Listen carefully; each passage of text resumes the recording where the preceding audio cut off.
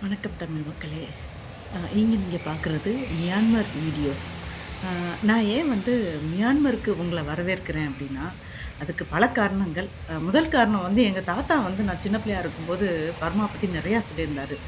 பழைய பர்மாவோட பேரு இன்னைக்கு மியான்மர்.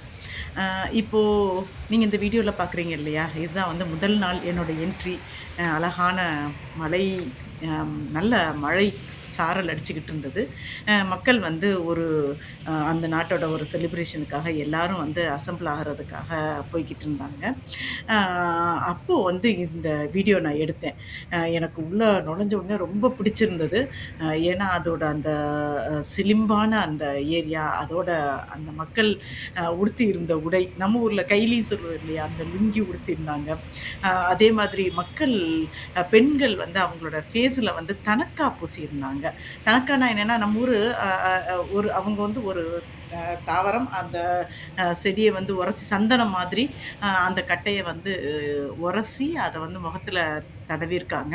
அத தனக்கா அப்படின்னு சொல்லிட்டு சொன்னாங்க.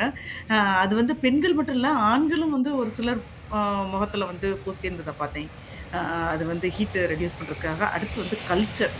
அந்த கல்ச்சர் பார்த்தீங்கன்னா, இன்னும் மாறாம அப்படியே அந்த சாப்பாட்டுலயோ, அவங்க உடுத்தியிருக்க உடையிலயோ, இல்ல அவங்களோட பழக்கவழக்கத்திலயோ நம்ம அந்த கல்ச்சர அப்படியே பார்க்க முடியுது.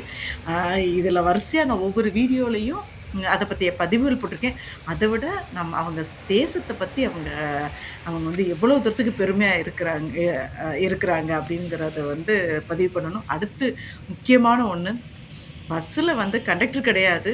அவங்களே கையில இருக்க காச உண்டியல்ல போட்டுட்டு டிராவல் பண்றாங்க. அது எல்லாம் நம்ம பார்க்க போறோம். வாங்க மியான்மருக்கு.